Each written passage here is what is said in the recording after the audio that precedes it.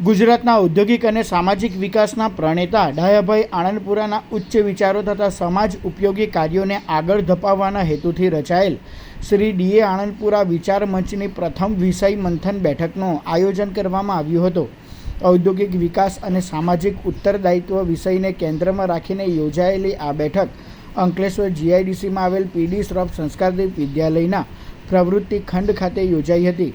બેઠકનો મુખ્ય ઉદ્દેશ્ય સદવિચારોનું મંથન કરી સમાજના સર્વાંગી વિકાસ માટે રચનાત્મક કાર્યોને પ્રોત્સાહન આપવાનો રહ્યો હતો.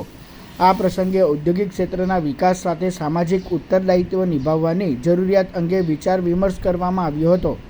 શ્રી ડીએ આણંદપુરા વિચાર મંચ દ્વારા ભવિષ્યમાં પણ સમાજહિત, સદવિચાર, શિક્ષણ, ઔદ્યોગિક વિકાસ અને માનવ કલ્યાણને લગતા વિવિધ વિષયો પર વિચાર મંથન તથા સમાજ ઉપયોગી પ્રવૃત્તિઓ હાથ ધરવાનો સંકલ્પ વ્યક્ત કરવામાં આવ્યો હતો.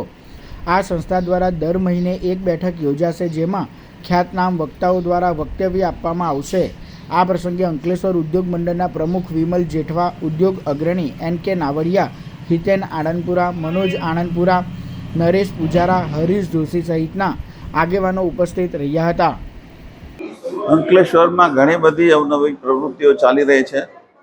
છેલ્લા ઘણા વર્ષોથી ચાલતી જનની ચિંતન સભાની સફળતાના ભાગરૂપે અને એમાંથી મળેલી પ્રેરણાના ભાગરૂપે ભાઈઓ માટે બી કોઈક ચિંતન સભાઓ થવી જોઈએ.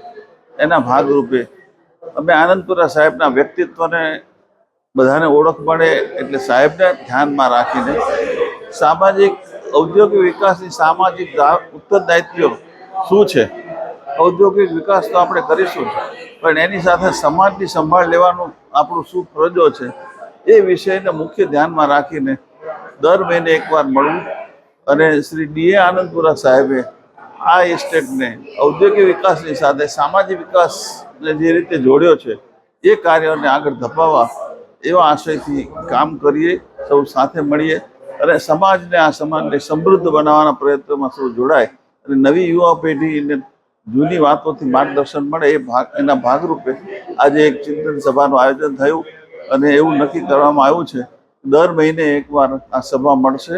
એમાં કોઈ સારા વક્તા આવશે અને વિષય ફક્ત એક જ રહેશે, જેમાં ઔદ્યોગિક વિકાસ સાથે સામાજિક ઉત્તરદાયિત્વ, એટલે ઔદ્યોગિક વિકાસની સાથે સાથે આપણે સમાજનું શું સારું ભલું કરી શકીએ અને ભલું કરતા લોકોને આપણે સપોર્ટ કરીએ, એને સાથ આપીએ, એવી ભાવના સાથે કામ કરવું, એવા વિચાર સાથે આજે સૌ મળ્યા અને આ વિચારને આગળ ધપાવો એવા નિર્ણય સાથે સૌ છૂટા પડ્યા.